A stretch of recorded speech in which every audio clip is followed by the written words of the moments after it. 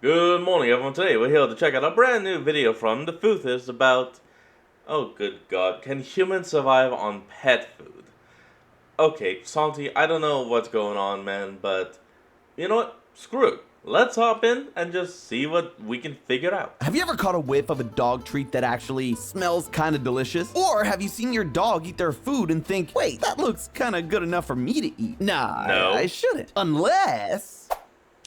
Hello, Internet! No, I have Welcome to not. Food Theory, the show where we listen to your food confessions and we don't judge. Here's a confession of my own. I've recently become a Costco person. So I was walking through Costco the other day, like I do now, and when browsing for a brand new snack to buy a literal pallet of, seriously, this place is great, I stumbled across 2 pounds of these delicious looking Zoe bars. This tempting beef stick recipe claimed to be a protein-packed snack with berries and flax, and it's dog food. It's Dang it. dog. Hear me out. This is actually a fairly recent trend that's been growing like crazy for the last few years. Marketing pet food just like human food. They're using the same catchphrases like gluten-free, highlighting protein benefits and pushing premium ingredients in a way that is mirroring the marketing for our food. And some of the meals Yeah, seem that's not practically good. indistinguishable from human equivalents. Heck, my dog is on this super fancy diet of food because he's allergic to everything except me. And I'm not gonna lie, Aw. the smell is kind of tempting. All of this got me thinking,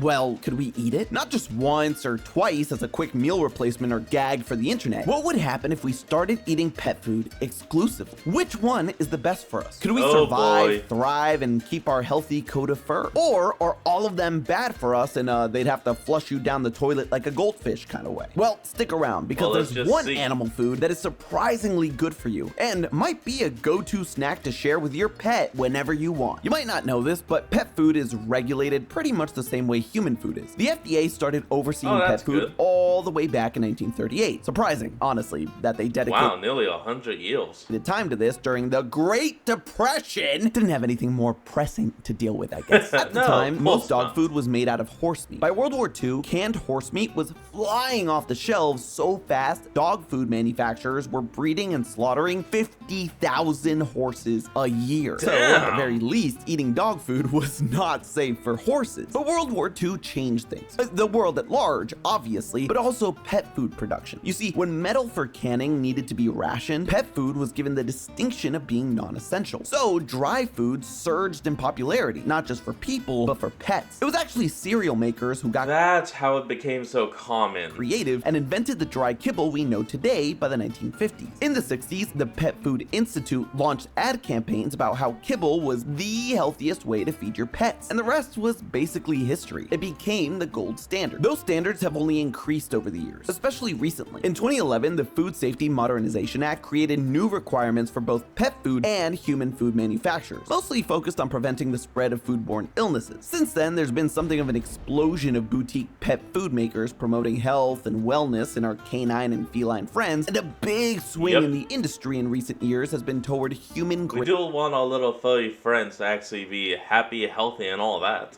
pet food. For a short time, this was just a marketing buzzword. But in 2023, the Association of American Feed Control Officials, which oversees pet food labels, came up with new guidelines for the term. According to AFCO, human grade denotes that it AFCO. is technically fit for human consumption because it's both edible and was manufactured and packaged in a facility that met federal regulation standards. All of that to say, humans can eat it. See, I'm not the only Huh. crazy thinking about this, but Well, edible isn't okay. exactly synonymous with can sustain human life though. So let's talk about the necessary elements of Yeah, no, edible literally just means you can consume it. a human diet. That's Water, it. proteins, fats, carbohydrates, minerals, and vitamins. Every living thing needs some balance of these to support their internal anatomy and bodily functions. How much they need largely determines their natural diet. There are certain things that humans That's right. synthesize or produce naturally in our anatomy, but more importantly, things that we don't, and this is one of the main reasons we, or any animal, ingest food in the first place. So all the Yeah. animals in the animal kingdom can keep doing their thing. Raccoons can keep raiding your trash bin, cats can keep meowing even though they've been fed, and squirrels can do that super cute thing where they jump in front of your car for no reason. Stop doing that. We all know about the holy Oh, trinity boy. of macros, proteins, carbohydrates, and fats. Understanding this macro balance will be critical in our understanding of the perfect pet food to eat. For the most part, people are familiar with the idea that protein equals muscles, but it's the how that's important to us right now. You see, kinda. your body body breaks proteins down into amino acids. We need 20 amino acids to do our thing, but there are certain amino acids that we can only get through eating food because our bodies don't synthesize them on our own. How much protein do you actually need though? This can be all over the map, especially if you're in the fitness community. But when we're talking about survival, the recommendation is that somewhere between 10 to 35% of your daily calories should be from protein, which should make up the biggest percentage of your diet. However, are carbohydrates found in vegetables, fruits, and starches because they are our biggest energy producers. According to nutritionists, these should make up between 45 to 65% of your daily calories. Fats, which help us absorb vitamins and minerals we need for bodily functions, should make up a similar percentage of your diet as protein, around 20 to 35% of our calories. Speaking of calories, the number is different for everybody, but the average human needs anywhere between 1,600 and 3,000 calories a day. If you're talking about a bare minimum for survival, dietitians and nutritionists seem to agree the absolute minimum is somewhere in the neighborhood of 1,200 calories a day. Anything less than 1,000 will apparently produce the same physiological effects as starvation. That's when you'll start to see all sorts of negative side effects, like fatigue, depression, hair loss, excessive weight loss, poor sleep, and a weakened immune system. So, yeah, don't do that. Now that we have a baseline for human macros and caloric needs, let's get back to the burning question. Which pet foods could we consume? Well, the thing is, there were actually some surprises when we took a look at several common pets. There are a couple that won't be so good for you, like really not good for you in a you're gonna get cancer type of way. First up, it will kill you. Fish food is gonna be a giant no-no. Seriously. Oh, well, that's kind of obvious. Who the hell would eat fish food? For starters, fish need a wildly different balance of vitamins and minerals than we do, which is gonna make for all kinds of preservatives we aren't meant to be eating. Most notably, sodium nitrite, which has been linked to causing cancer in excessive amounts of humans. On top of that, fish food isn't produced with the same safety guidelines, so fish products could have a higher likelihood of dangerous bacteria for humans. So if you don't want died from fish food in your obituary, or your obituary in general, maybe steer clear of this one. If you are feeling fishy though, guess what has a lot of fish in it typically? Cat food. Because there's a ridiculously wide array out there, we'll hit the generic stuff first. What most people think of when they think of common, affordable cat food with potentially questionable ingredients. Anyway, Meow Mix. A cup of Meow Mix original choice dry food clocks in at 310 calories, meaning you'd need at least 4 cups of it per day to meet your body's most basic requirements. That comes with a macro breakdown of about 31% protein and 11% fat. It's also shockingly high in carbs. Not great for your cat, but actually ideal for us in the 35 to 50% range. Most big brand dry cat foods are going to be made up of similar components. Just like with human food, most of the contenders out there copy the leading brand. Purina's dry food, for instance, was similar but with small adjustments to the ratios and maybe different vitamin boosts. Now, at first glance, this actually seems like a decent start, but there's a big difference between us and cats that may be the killer here. Cats, biggest thing is of course literally size, are obligate carnivores, meaning they can't synthesize amino acids and proteins from plants in the same way that herbivores or omnivores like us can. But it also means they can synthesize vitamin C in their livers, so they don't need any of that in their diet. In fact, any more can be dangerous. We do, unless we want to get scurvy. Another key cat and human diet difference, their bodies don't naturally produce the important amino acid taurine, so they need to ingest it in the form of animal protein, and they don't need as many carbs. They also require 2 to 3 times more protein than omnivores. That means cat diet macros should be somewhere around 50% protein and only a tiny bit of carbs. Unfortunately, this means we can rule out another animal people have taken a liking to: ferrets. In a bit of a twist, yeah, at least for me, since I couldn't begin to tell you where ferrets are from or what kind of food they eat, ferrets are quite a bit. Oh shit, that actually is a kind of a good question. Where do ferrets originate from?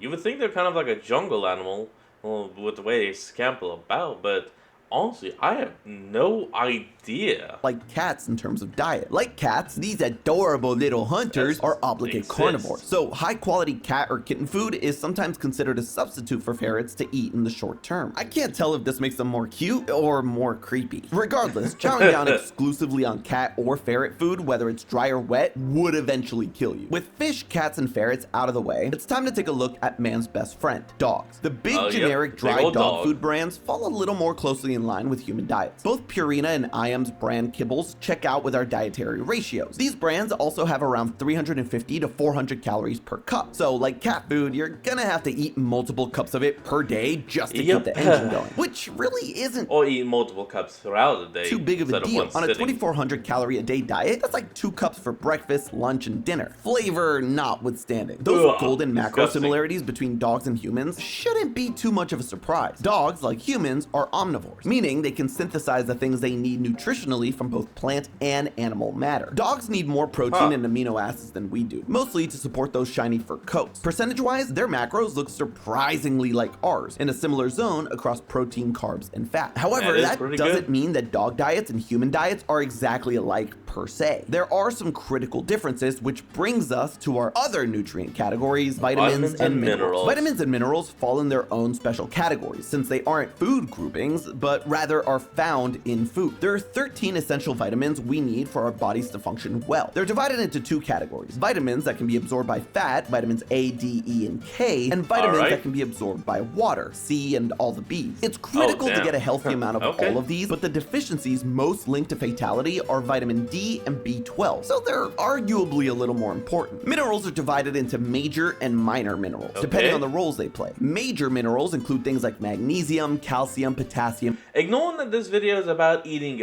dog food, this is actually a pretty good one to use in like schools if you want to teach kids about more about their dietary habits and all the reasons why they have to eat, you know, varieties of food. And sodium, while minor minerals include iron, iodine, fluoride, and zinc. Like vitamins, it's important to get the appropriate amounts of minerals for any number of bodily functions. However, if you're keeping score, the mineral deficiencies that are most commonly associated with premature death are iron, calcium, and iodine. So dog food seems to cover our macros, but does it support our vitamin and mineral needs? Well, yes and no. For one, like cats, dogs produce vitamin C naturally in their liver, so it won't be present in dry kibbles at all. However, their metabolism is much faster than ours, requiring way more vitamins. So their food has to account for this. Forget those daily supplements, gym bros. Just eat some kibble. Duh. Seriously, most dog food is packed with vitamin supplements. The leading brands of dog kibbles we mentioned earlier are all supplemented with healthy doses of vitamin A, B, D, and E. Iron and iodine are also supplemented to a degree that should meet human needs as long as we're ingesting multiple servings, along with calcium. That covers dry food. But the place where dog food really excels over cat food, beyond just nutritional numbers and percentages, wet food. Because canned dog food meals are actually fairly close in consistency and ingredients to canned human food. Apparently, Hill Science Diet Savory Stew with chicken and vegetables isn't too bad, just like eating a human chicken and veggie stew. Plus, human-like ratios for 28% protein, 19% fat, and 44% carbs at 330 calories in the can. If you close your eyes, it's not that different from eating a Campbell's chunky soup. Oh, I'm gonna be sick. Plus, some survival blogs out there have done taste tests and ranked it at the top for its fetching flavor. But if you want to avoid a Scooby-Doo type mystery when it comes to ingredients, there's one area of pet food we haven't talked about in depth yet: human grade, which is where the real nutritional magic lies. Is it actually good enough for us to eat, or is it just more fancy marketing speak? Again, the wet food is gonna have the advantage here. There's several really good options out there, and they actually sound kind of delicious. One of the best options we researched in terms of overall ingredients and human macro goals was Nom Nom brand's Turkey Fare recipe. The main ingredients: I have never heard of that brand. Nom Noms, ground turkey, brown rice, eggs, carrots, and spinach. Dang! I just added all of that. Actually, that does sound like a pretty good meal when put together. To my grocery list. This brand also has close to that golden nutrient ratio for humans: 35% protein, 17% fat, and 38% carbohydrates. That is a lean and mean pre-prepped meal. Similarly delicious sounding is the Farmer's Dog turkey recipe, the main ingredients of which include turkey, chickpeas, carrots, broccoli, and spinach. 33% protein, 18% fat, and 39% carbs. Not saying that is a lot of spinach, but saying both of them have spinach in it. Carbohydrates. That ratio, though. Seriously, why are these dogs eating better than the rest of us? If you're not looking for the cold stuff, though, there's also human-grade dried dog food to the rescue. That's right, fancy kibble. First up is the Spot and Tango Unkibble. Freeze-dried kibble that are a bit low in fat, but boy, does it smell good. This is the type that Genji actually eats every day, and I have to admit, I've thought about snagging a couple of bites. And I'm not the only one. Back in 2020, a man ate nothing nothing but Munster milling dog food for 30 days. Apparently, Oh. that guy lost more than 20 pounds and said he felt fantastic. To be fair, he was also the CEO of the company, so he was definitely trying to sell people on the health Oh, benefits. yeah, no, but definitely. hey, he did it and he turned out fine. In the short to medium term, not much would happen to your body if you switched over to your dog's food, according to veterinary nutritionists. In a lot of ways, eating dog food is just like eating a small meal. This may seem like a slam dunk, but it's food theory. You know it's never that Yep, simple. here we Because go. I said earlier that nothing would The truth.